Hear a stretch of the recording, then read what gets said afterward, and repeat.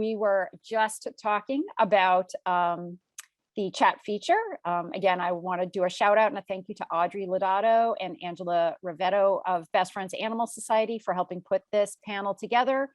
This is sort of a Thursday lunchtime animal welfare call that I do on a monthly basis. And I am Stacy LeBaron with the Community Cats Podcast, if you're not familiar with that. To find out more about the Community Cats Podcast, feel free to go to communitycatspodcast.com. And we have a whole slew of educational opportunities there. So thank you folks for joining us today for our panel, which is Bridging the Relationship Between Northern and Southern Lifesavers, Part 2. I believe Audrey will put the link in the chat of Part 1 if you missed it. This is Understanding the Realities in Southern Communities and Shelters with Life-Saving Opportunities. Our Part 1 focused on the New England shelters and some of the challenges working, with transport from the New England perspective. And then we're now looking at the Southeastern perspective and going forward with regards to that. So as I said, this is a Part 2 panel, and I think Audrey will put that in the chat. There is the Zoom chat feature. Some people are posting to everyone. Some people are posting to host and panelists. So if you do want to post in a way so that everybody sees your response, please make sure you've got that everyone button selected. Or if you want to be in touch with the host and the panelists, you can select on that and send in your comments there. So anyway, I do believe Audrey posted in the chat some definitions for folks to take a look at. If you aren't seeing the definitions, please let me know in the chat and we'll repost it. Sometimes people, if they come in later, they can't see the chat that was posted earlier on Zoom. So I just want to make sure people are seeing the things that I think everybody should be seeing. So there's, she was talking about managed intake, coordinate entry. There's a whole range of different definitions that she posted. Excellent. So you guys can all work on things in the chat, and Audrey will help with managing that while we get going on our conversation. So everybody is muted, just so that you know. And we also have a Q&A feature. So I'm assuming folks out there are going to be moderating that, Audrey and Angela, and they'll let us know if anything comes up. But I'm thrilled and so excited to have this great conversation today. I want to introduce our panelists. And so I'm going to sort of go around the virtual room and let them introduce themselves, talk a little bit about who they are, what they do, where their organization is. So we are going to start out first with Caitlin Settlemeyer, the shelter director from Burke County Animal Services in North Carolina. Thanks so much, Stacey. My name is Caitlin. I am the shelter director at Burke County Animal Services in North Carolina. I have been the director at this shelter for the past 2.5 years.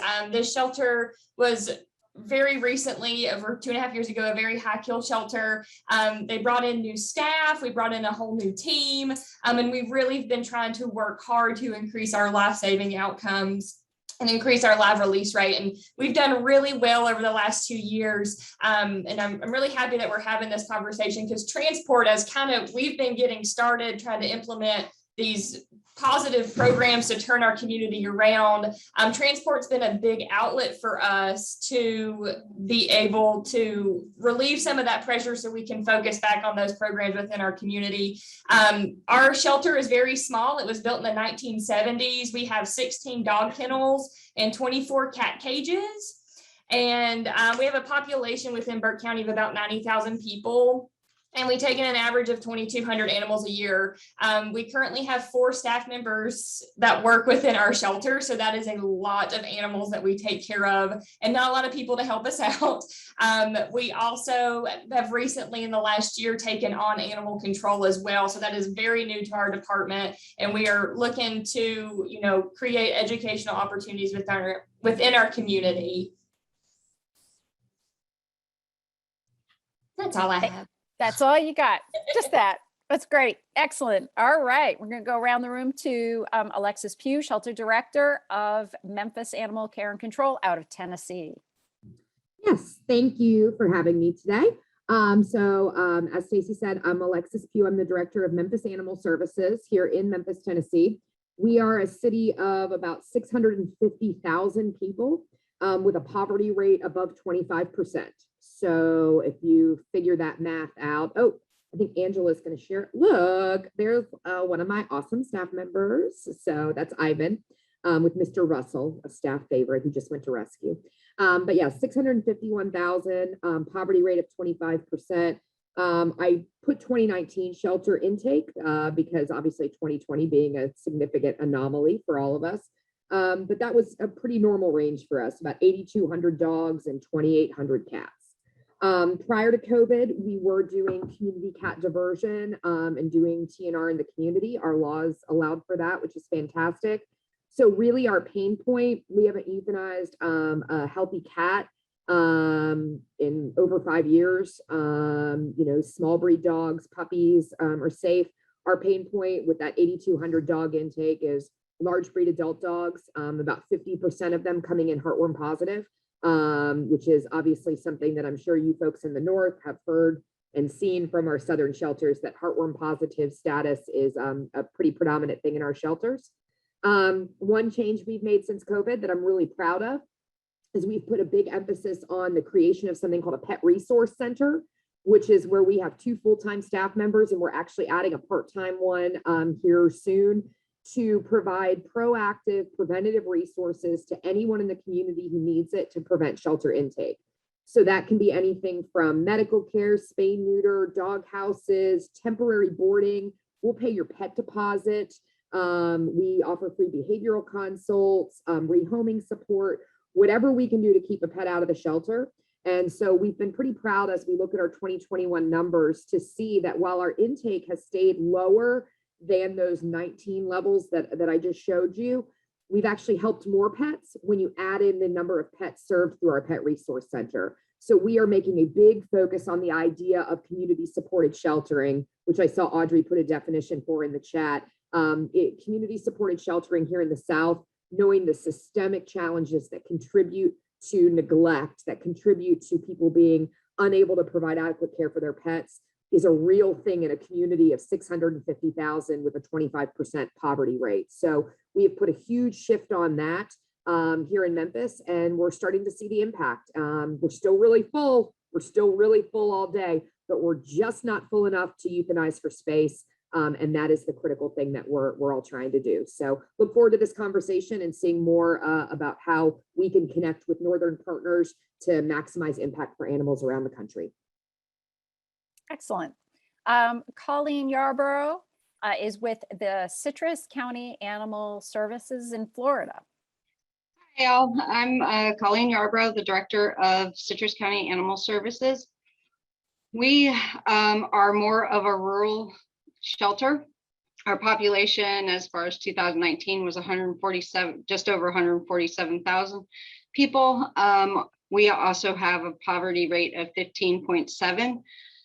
But we also, for those households that do not meet, they're just above the poverty level, but they still don't meet the needs for their basic family or household, such as food and those kind of things, is 39% in our community. Being in Florida, we are very much a snowbird state, and we do get a lot of snowbirds or people who move from, for instance, the North for retirement. So our community also has a large over 65, which then for us is potentially an issue when adopting out or even finding fosters for your larger breed dogs. We do, I will say one of our big things is we have changed how Citrus County now handles animal cruelty. Up until 2 years ago, there was never once a felony animal case. And now we are getting a lot of felony cruelty cases and actually getting justice on those. So that's who we are. Thank you, Colleen. Thank you so much. All right, Chandler, if you can unmute yourself. We have Chandler Gittes here of the Thomasville Humane Society. And you're in Georgia, right? Yes, ma'am. My name is Chandler Gittes. I'm the executive director of the Thomasville Thomas County Humane Society. We're in Thomasville, Georgia, which is as far south in the state of Georgia as you can go without hitting Florida. I apologize for my setting today. I'm moving from meeting to meeting to meeting to meeting, and so I'm taking this one mobily, but it's kind of fun. This is the first time I've done this, so I'm excited to be here. And we're a rural community. We have a daytime population of about 50,000 people. Our county GDP population is closer to 30,000. So there's a lot of moving parts here because of where we're located geographically. But we struggle with transports just based on where we're able to get our animals to. And so I'm excited to, through this process, kind of be able to talk about maybe creating some resources and some ways to make it a little bit easier and feasible for the smaller guys. So hope I can help. Yeah. Excellent. So what I'm going to do is have folks open up their microphones, and first and foremost, asking sort of the question, so what are your key pain points that you're feeling right now as an organization? I think Colleen, you touched upon some of the cruelty issues that you are facing in your region. Is that a big pain point? Is it the vet tech shortage, veterinarian shortage in your communities? And I know we're talking about transport here too, but just to put sort of the setting in place, what are the key issues that you are most concerned about at this point in time?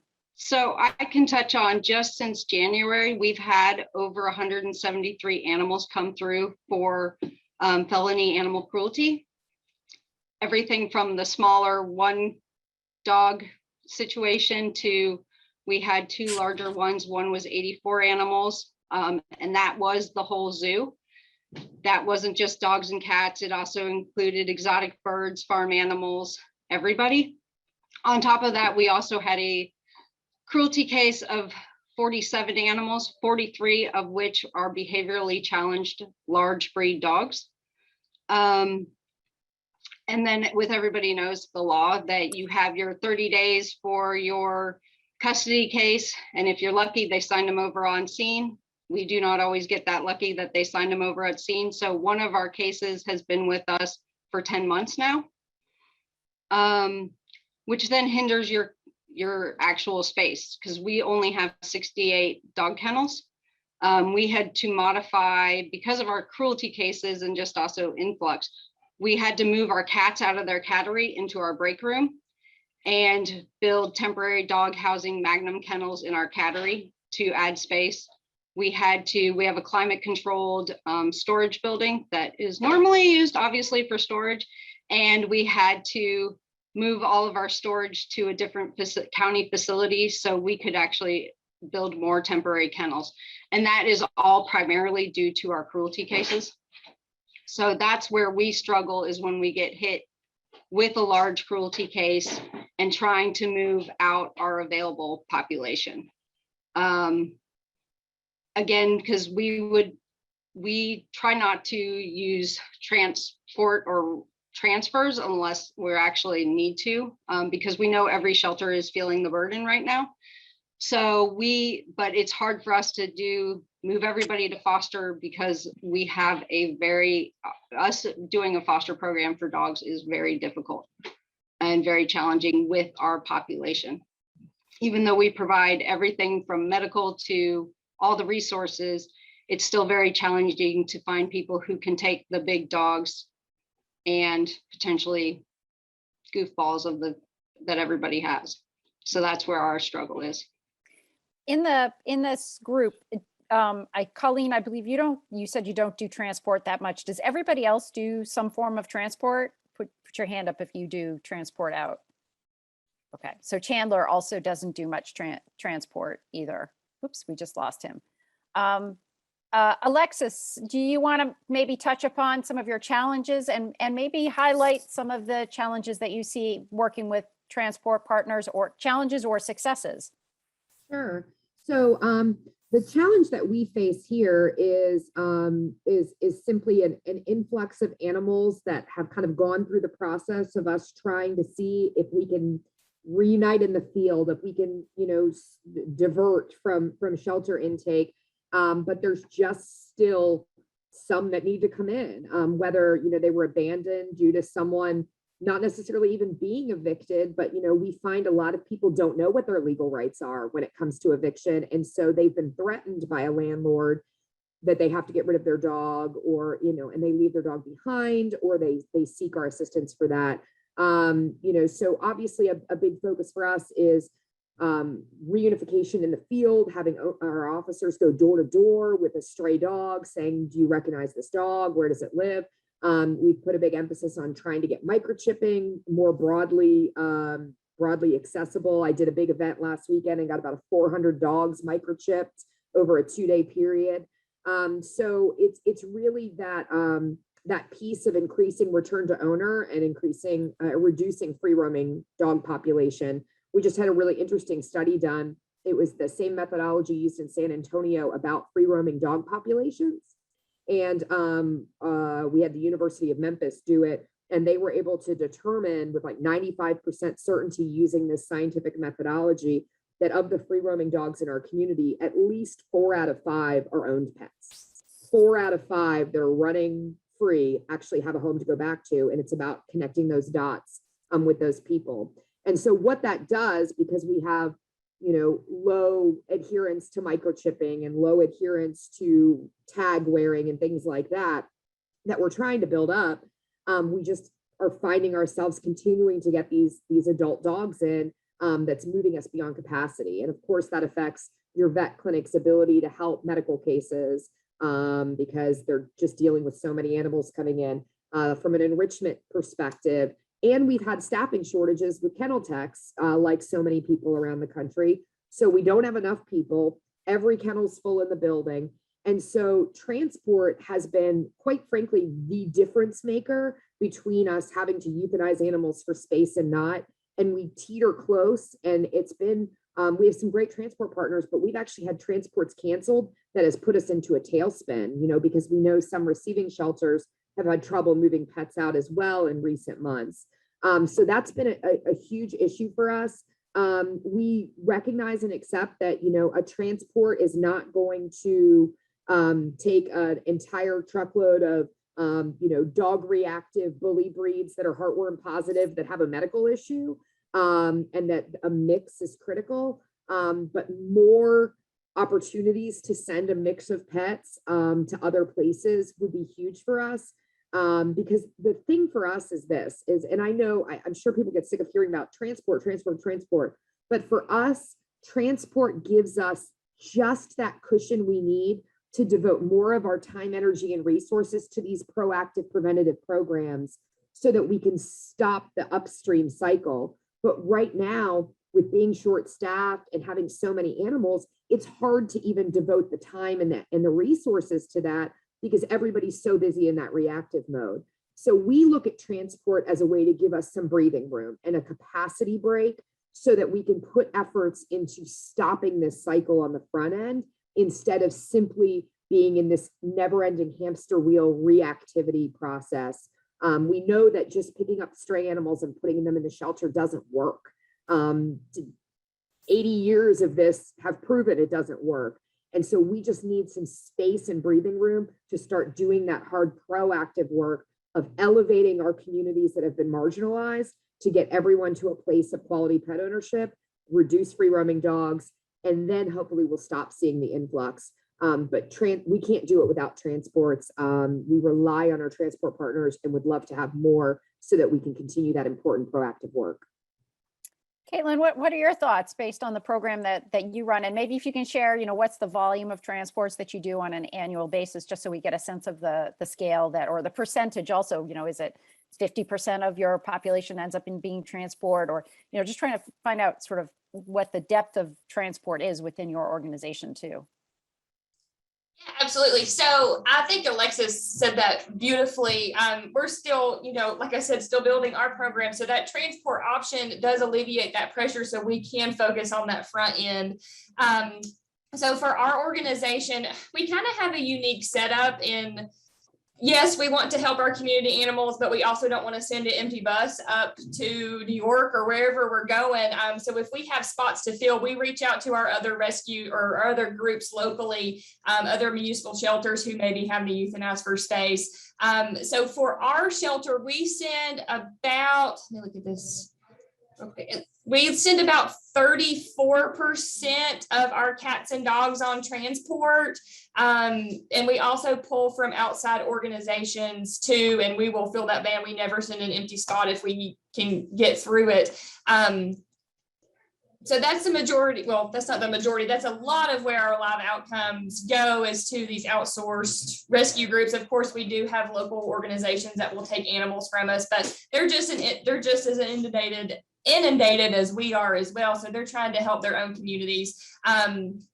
One of the big things that we run into, and I think it was touched on briefly, is vet care right now. Our veterinary hospitals, and I think everywhere, they are just overrun. They can't see us as much as they were able to, 2 years ago. We also have an issue now where, it's not an issue. I never want to undermine the importance of a physical exam on an animal, but all of our veterinary hospitals for anybody who comes in requires a physical exam, even if that family just needs a rabies vaccine. Maybe that's all they can afford. So we do have a really low community as well. About 20% of our families are below poverty level. So a lot of our vets are requiring those physical exams before they will do any sort of vaccinations on these families. And of course, we have explored options to be able to do that through our shelter and stuff like that. We're just not at a point to be able to offer that. And so that makes it really difficult whenever we get animals in that may need entropion surgery, but they're absolutely perfect, but I can't get them on transport because my receiver may not be able to handle that, which I understand. And like Alexis said, we're never going to overload you with like 15 dogs that all need entropion surgery and that have masses hanging off everywhere. But it's give and take. Like, sure, if you can take this but also help me with my puppies too. That is a big hurdle for us, because I understand that we all need dogs that we can kind of move out quickly, but it leaves us in a bind down here because we do have those heartworm positive pitties that we're exhausting our resources into and stuff like that. And one thing I also wanted to touch on, and I don't know if anybody else is experiencing this, I was really trying to sit down and think, because in the last year after COVID hit, we saw so many returns of animals, and I know those animals are like COVID babies and didn't necessarily get the socialization they may have needed. But I also think that we're starting to set a really high precedent for animals within the shelter. And a lot of these animals that we are getting now with trying to be proactive are animals that need to be in the shelter where they have behavioral issues, medical issues. They're animals, they're not super highly adoptable. So we have people wanting to come in and adopt this perfect pet, but we've got pets that have issues that they're going to have to overcome. And I'm not finding quality adopters that are willing to work through those issues. So as soon as their dog gets home and growls at their chihuahua that they've had for 15 years, they get returned immediately. And I don't know how to fix that. Other than having a trainer on staff, but of course we can't afford to do that right off. But I feel like now, as the shelter community and stuff is changing, people are getting these expectations that these dogs come out of these shelters just fully trained. They have no behavioral issues. They've been fully vetted, and that's not the case in every situation. Sorry, I may have got a little sidetracked. No, and actually, what we're trying to do in this panel today is identify the strong connections and the potential barriers. So I can only speak primarily for Massachusetts, but there are certainly significant barriers to entry with regards to animals with sort of pre-existing conditions. And so obviously there's, high levels of vet care that are involved with that.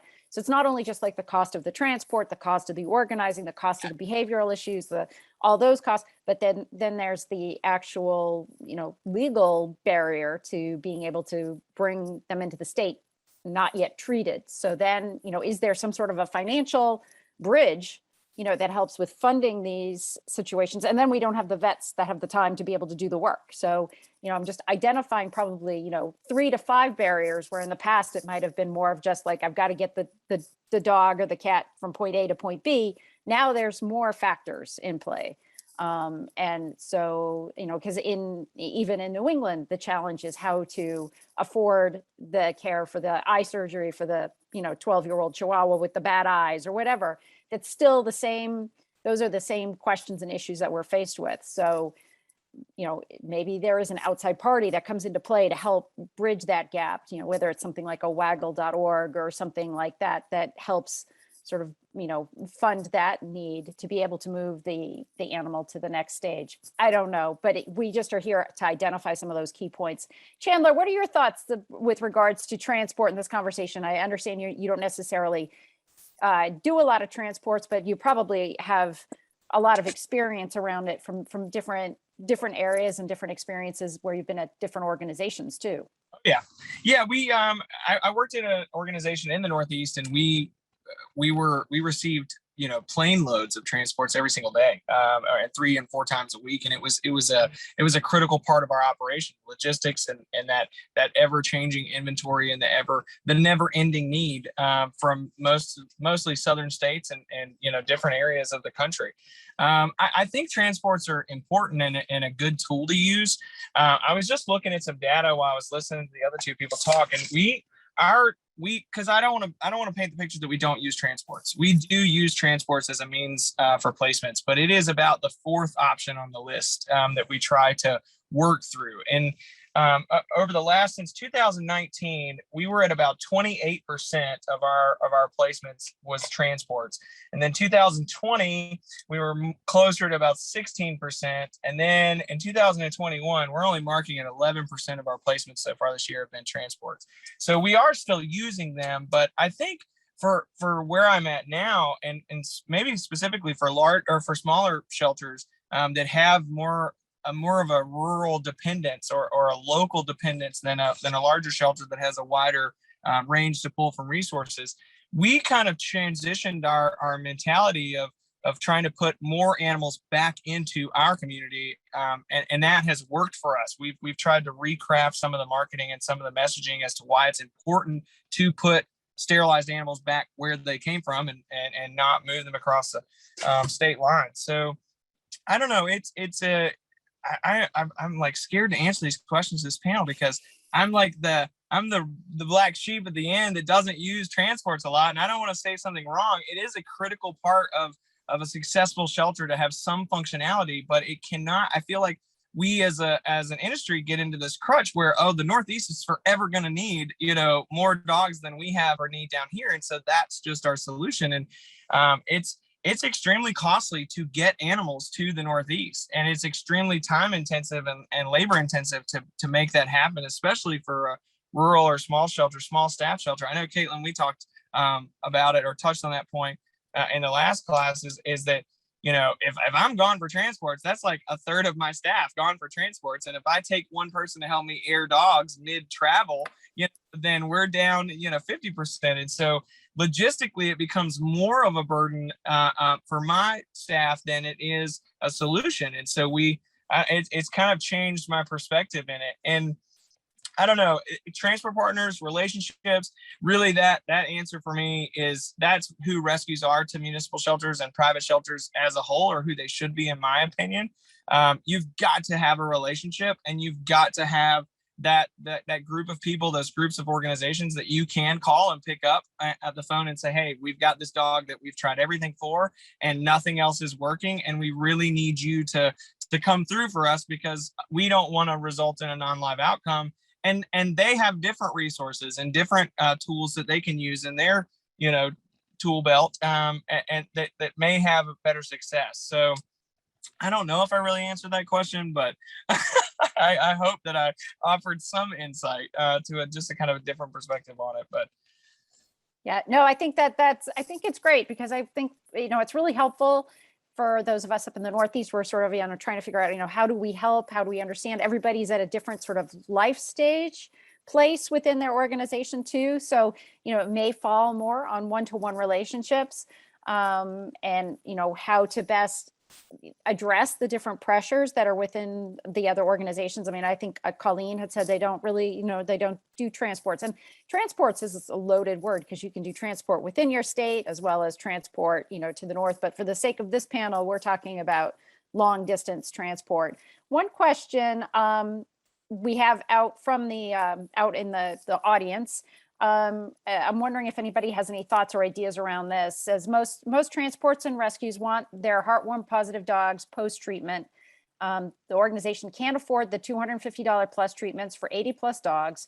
So they're considering having their techs trained to administer treatment in order to increase the animal's acceptability for transport. Have any of you researched this, tried this? Thought about alternatives on how to deal with heartworm, making it less costly? I think for Florida, you're going to come into the situation of the AVMA as far as what a vet tech can do versus what a veterinarian, and also with injectables, so many of them don't appreciate getting the long needle in the muscle along the spine, so they need sedation and those kind of things. So making sure that it's all covered, inclusive. We're lucky for us, we have a community partner that pays for all of our Diaroban. So we do 30 days of doxy, and then the break, and then the injections.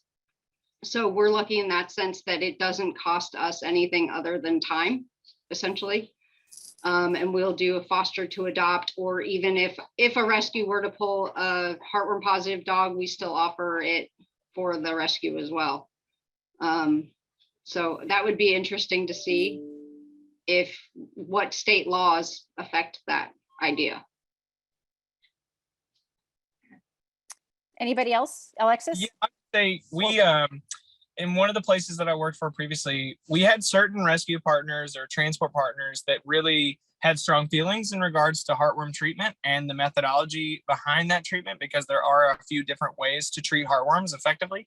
And so we had some partners that wanted post-treatment quick kill, if you will, right, with the Diaroban injections. And then we had some partners that did not want the shelter to provide that quick kill method. They wanted to be able to put the dog in a foster home and then provide slow kill with doxy and pred, and make that a much more agreeable, interaction as far as the dog is concerned, because it is a rough treatment. Diaroban works, but it is hard. It's hard drugs, and it's hard on some of the pets. And so, I think again, it goes back to that relationship, knowing who your pull partners are and trying to deliver. We say in our organization, always give rescues the golden egg, give them as much work and prep work and information and all the things on the front end from the shelter side, so that the rescue really only has to worry about placement. So just a thought. Alexis, you had some thoughts too? Yeah, so one of the things that we've been doing, and it kind of aligns with what Chandler was saying, is that, ultimately heartworm treatment, especially your Diaroban, is a pretty invasive or a pretty serious medical treatment that is best done under the continued supervision of a treating veterinarian. And so rather than us start a process like that and then sort of transfer mid-treatment, what we've started doing is offering funding reimbursement to receiving shelters to pay for it on the back end. So it offsets their financial contribution. So we're using like donated funds from grants and individual donors to basically send sort of, like what is it when a dowry, when you would like marry off your daughter and you give them some donkeys, like instead of donkeys, like I send some money and say, here you go. If this will help increase the percentage on this transport of heartworm positives you can take, because, a lot of them will say, all right, we're going to take 25 dogs. I can only take 3 heartworm positives. And I'm like, well, if I throw in a dowry, will you take more heartworm positives? So, I send the donkey to them. We don't do the donkey treatment on our end. So that's one way we're trying to bridge that gap. Great. Caitlin, anything else on your side? So we can only afford to do slow kill with our heartworm positive dogs. Now, of course, we do have them staged before we do that. And if we do have one that has issues, then we will work with a veterinarian. Most of the time we're able to outsource that to one of our local groups that helps with funding. They can pay for half of it. But most of ours are treated with slow kill. We actually, if anybody's interested, we have an overseeing vet that does this for us, but we use doxypred, and we also do ProHeart injections instead of that monthly preventative. ProHeart's been excellent, and it seems to be a lot safer than having to get that monthly dose, because you don't have that die off every month as quickly as you would with the continually acting drug for 6 months. So that's what we use. Excellent. What are the specific programs or needs? I mean, I think we've all talked about medical care, and whether it's for in-house or, you know, sort of providing medical care support for the bridge to get them the dowry. So, you know, that's one, I see that as one sort of program potentially that needs to grow, to be expanded, to be more supported.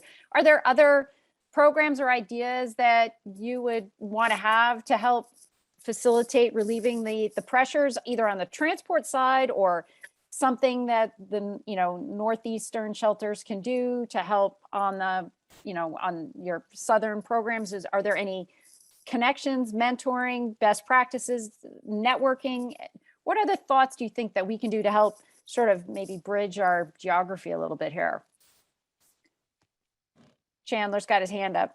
Yeah, I don't know the proper, I just want to make sure I'm not speaking on to anybody or over anybody, but one of the things that worked for us in a previous position was we would try to build a rescue transport package for that receiving partner. And so what I mean by that is, like, we would take an old black heartworm positive, no teeth, you know, bulldog, right? Like the hardest animal in your shelter to move. And we would pair that pull with 3 brand new terrier puppies, right? And so, like, we'll guarantee you as a rescue, these 3 puppies, will hold them for you the minute they come in, if you will agree to take one of our dogs that inevitably is never going to move, right? And so, because, you know, that is for me, that's one of the frustrations and the wishes, is like, you know, we don't cherry pick the only chance I have as making or putting some revenue back in my coffers. Like, I understand you have a job to do too, and that's why this is a relationship, but don't just pull everything that I can move, you know, help me out a little bit. Like, and some people are way better at doing it than others. I'm not being critical, but it is a give and take. And I feel like sometimes on open admission or municipal shelters, you know, that give and take is very lost, and it's more just take than it is give. And so, you know, and I can understand the other side of it. The rescue saying, look, I'm still emptying a cage. It doesn't matter which cage I'm emptying. So I'm still saving you space and resources. But it does go one beyond that, because we're going to get those dogs. We're going to get the hard to adopt. We're going to get the behavior problems. We're going to get the medical problems, not the limited admission or the private, you know, rescue orgs. And so I think having that communication piece in everything that we're doing at some level is that, like, your point or purpose as a rescue is not to just come in and pull all of our puppies. We don't have any problem with that. Would be well received, I think, or trying to structure it in that regard. And I'll just add, from years of experience on the cat side, and with the Merrimack River Feline Rescue Society being one of the first organizations, that certainly in Massachusetts, to adopt out feline leukemia positive cats, started in 1996. I mean, we used to get, you know, hey, we have 6 feline leukemia positive cats, and you know, then they'd offer, we have say, well, can you spare a litter of kittens for us too? And this was within the state, you know, transporting around just from within the state. So I guess I would say that that animal game of solitaire and negotiations and all that kind of stuff does go on. Some people, I guess, could also use the word trading too, you know, that kind of stuff, which is unfortunate to a certain degree. But things have changed. Times have changed now, at least in Massachusetts. And, you know, we don't have feline leukemia positive cats at our facility because other organizations are able to adopt them out because of the reduction of the overpopulation situation. So, but again, then there are the barriers of bringing in, because we're not allowed to bring in feline leukemia positive cats from out of state. So, you know, we have some legal barriers. But so I totally, those conversations, Chandler, are definitely having those types of conversations and negotiations. And I think that they're very challenging to understand, because every organization has their quotas to a certain degree also as to what type of diversity that they want for the makeup to put into the community. But so there's trying to be this balancing that's going on, and that's the offset of feeding into the north. So it's a very challenging conversation to find out what works for all parties. And I think it's just great to have open conversations. I don't know, other folks, go ahead, Alexis. Yeah, I was just gonna say, like what Chandler was talking about, I call it here like the +1 mentality, that like when I send a really highly adoptable, like little floofy puppy thing, that they got a +1 to the party. And their +1 is going to be like a less, adoptable pet. But I would say, Chandler, I think that, yes, some people, and people say this to us all the time too, like, well, I'm freeing up a kennel. But that's not enough, because I think we have to recognize that we live in a bubble, but the general population looks at us the same way they look at a pet store or a retail store, and variety is key to getting humans through your door. So if I have a bunch of not dog friendly, heartworm positive, older pit bulls in my shelter, my overall traffic is going to go down.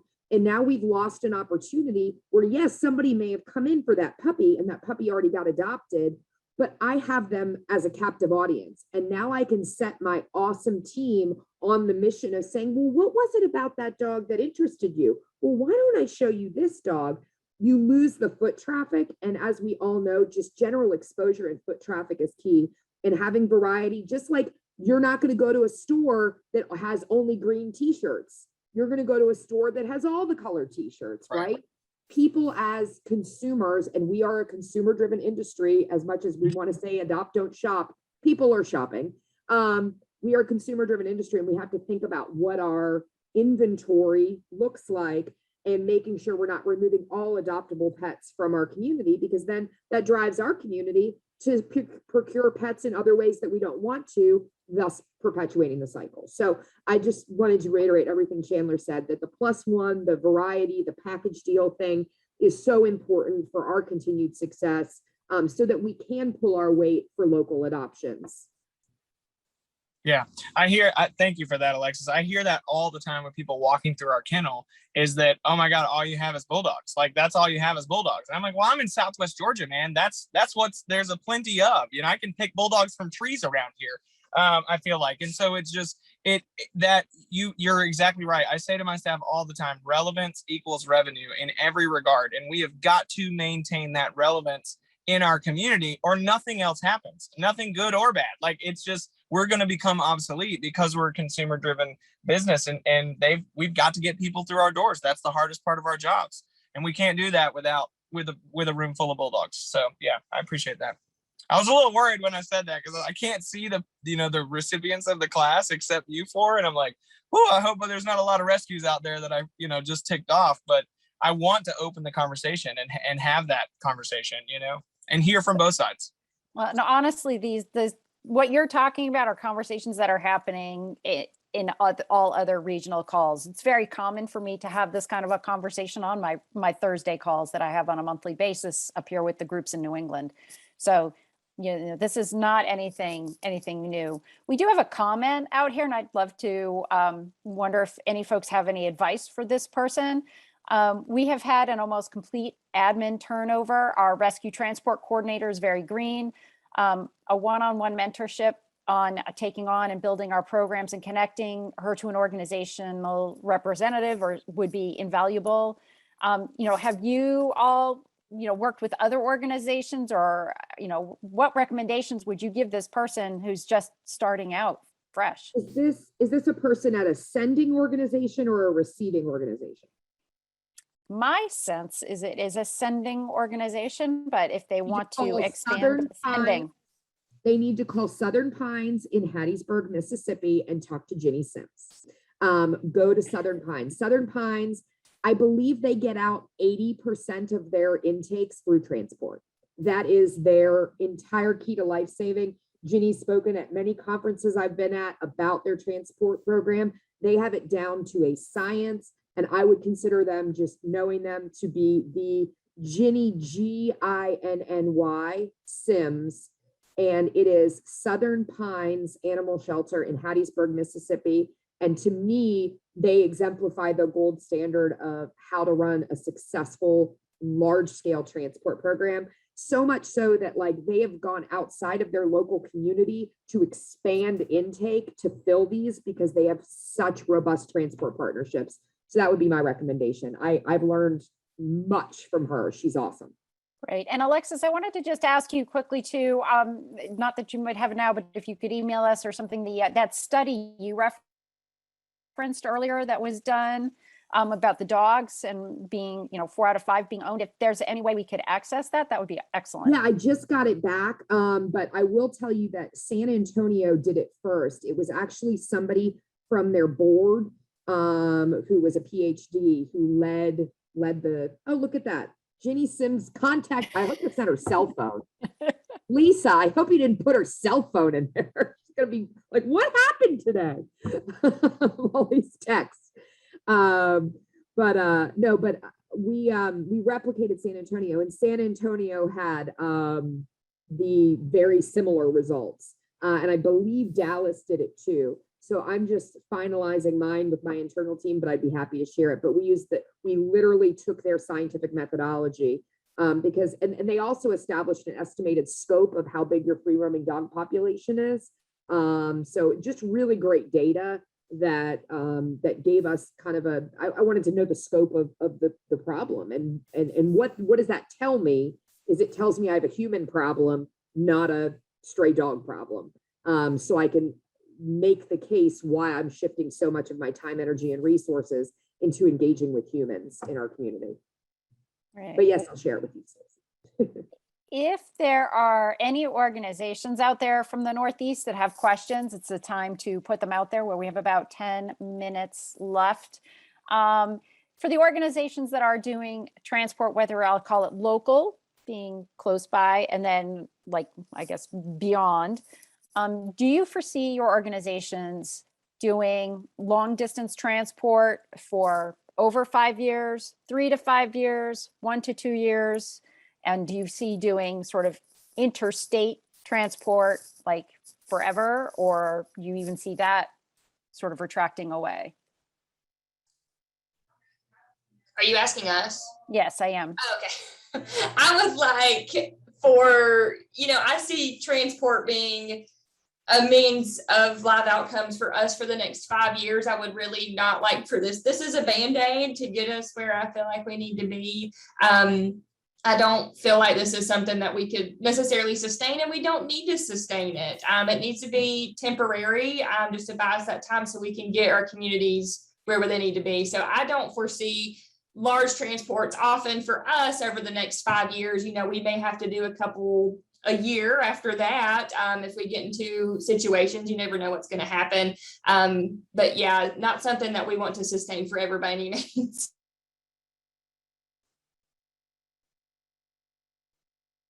Anybody? I can Colleen? say, just to give for our statistics, we only transferred 138 animals for our last fiscal year to rescue, and they were all within state. And for our statistics, that could be another shelter, an actual rescue, or so forth. One of the things that I think would help is for those of us who cannot afford like behavior departments, training departments, or anything specific group of individuals, or one individual even, for enrichment and all of those things, is getting both volunteers and staff just on helping get the basics to help put our animals one step ahead. For instance, getting compliance on teaching wait at the gate or sit, or those simple things. I know I can talk it through, but again, that then takes me away from others. So it's just getting everybody to buy into that piece, which will ultimately help them mentally while they're in our care, and also set them up for better success into their new home. or to a rescue or wherever they go. Anybody else have any thoughts or ideas on that topic? I'll say just to the behavior point, I know that's one of the big things that we struggle with too, is every single rescue has a different assessment or test that they want to see for a, your mentality. And we run Dogs Playing for Life play groups. And to me, there's nothing you can't learn from a play group that is going to be on any assessment anywhere. Because I think assessments are more directed at you making the choice and not the animal making the choice. And I think, that's a whole slippery slope I'm not trying to get into or whatever. There's people that know far more about behavior than I do, but I think getting a consistent, or at least, general accepted, here's some behavior things that everybody will take or everybody will get behind or sign off on, and not make us do another rubber hand in the food bowl would be helpful, I think, in improving that. We also do like Dogs Playing for Life. But yeah, just even getting some more consistency, because again, we all have the barrier reactive dog, and trying, as well as we preach it to the public or anything, of this is just barrier, that's not who they are. Just helping bridge those gaps. For instance, we've tried to reach out to trainers and all different sources within our community, but actually getting somebody on board to help assist in actually getting all of our staff and volunteers on the same page for it is not happening. Yep. Just a show of hands, I don't want to take a deep dive in it because we only have like 5 minutes left, but of the groups that do transport, how many have done transport of cats as well as dogs? So what percentage are cat transports versus dog? Like 25% cats, 75 dogs, or any guesstimate? Majority of my transports are cats. I would say 60% cats, 40% dogs for us. Alexis, what are your thoughts? Cats are sort of few and far between. Like we have some in-state partners that seasonally, like we'll take some over in Chattanooga or things like that. But it's very much like, oh, there's a transport going. Would you guys like to put some cats on it? But because of our return to field policies, and when I showed at the beginning, my split, I'm like an 80% dog intake versus cat intake, because my officers don't bring in cats.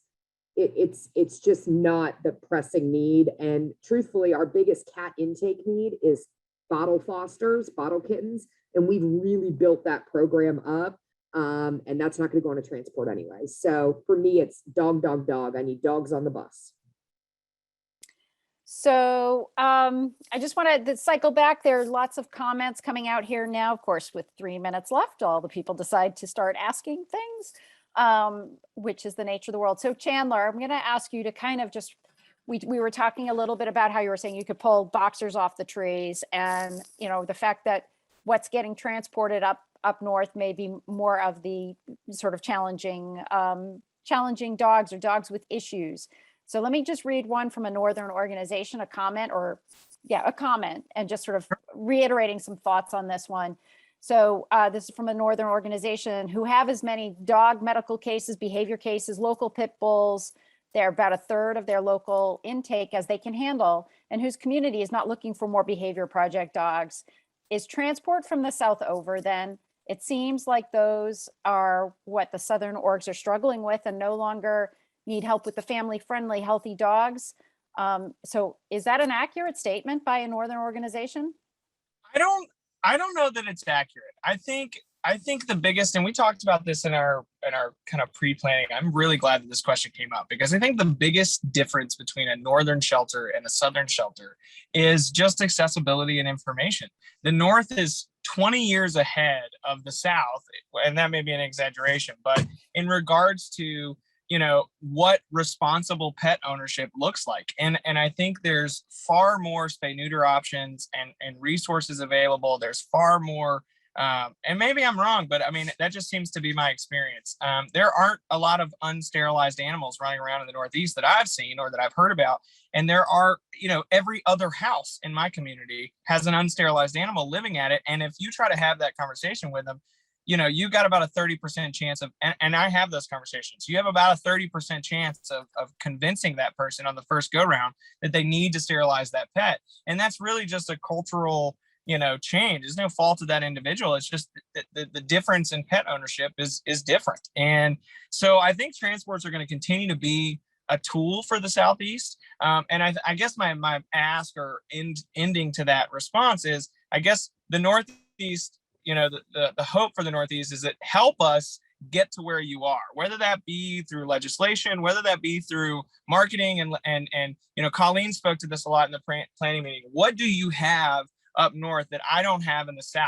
And if that's something as simple as a policy for a foster treatment that I can hand someone and say, here's how you be a foster, then that's what we need, because that information doesn't exist down here in large regard. And so we seem to always be far more limited on resources. And I think those resources would be more available if our general public and receiving population would be a little bit more informed and have resources accessible to them to make the right choices and decisions before the animals came to us, if that makes sense.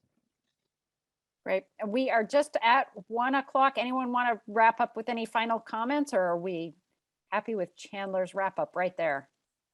Man, I'm the closer. That was the last one here. I love it. All right. I'd like to open up the mics to Angela and Audrey from Best Friends Animal Society to see if there's any final comments on their part. But I would like to thank everybody for joining us today on our animal welfare call and for this panel. I believe the recording links will be sent out and will be available. But I want to thank everybody. Thank you, panelists, so much for taking your time today and working with us. Anything else from Best Friends Animal Society as we close out? Yeah, this is amazing. We have the link to the first panel. It's down in the chat. This recording will also be made available to everybody. Thank you so much. This is great. Yeah, we'll try and keep the conversation going. Thank you, guys. Thank you. Take care. Bye.